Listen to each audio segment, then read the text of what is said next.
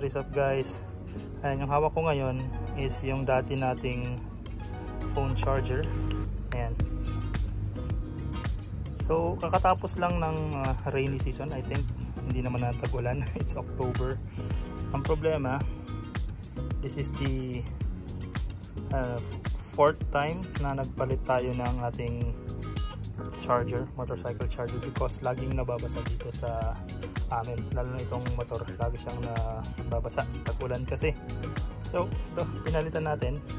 Ayan, yung mga kalawang pa dito. Pinalitan natin to ng Motowolf. Ayan, Motowolf charger MDL2808. Halos lahat ng mga nandito sa ating handlebar is Motowolf. Ayan, kita nyo, nilagyan ng ating camera itong handlebar. This is Motowolf. Ito Motowolf to. Yung lalagyan ng ating cellphone is Motowolf, and of course yung latest ito, it's just a charger. Ayan, kung makikita nyo dito sa gilid, ayan, kung para yun yan, ayan.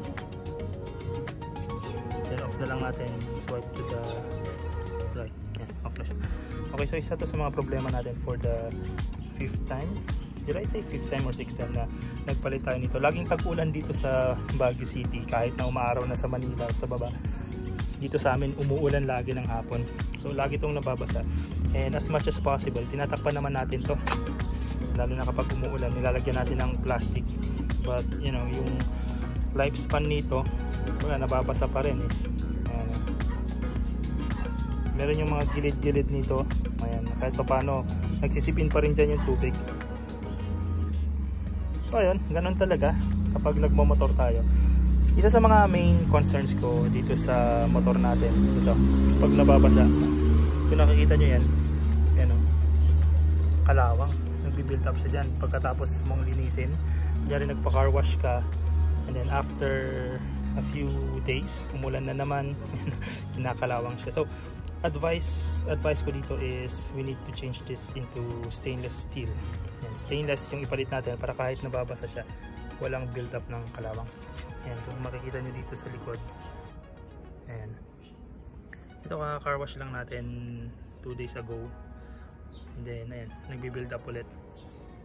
One of the downside ng motorcycle kapag yung gamit natin is ordinary bolts. Ayan. Ito stainless to, yung sa Motowolf. Ayan, kaya kahit nababasa, okay lang.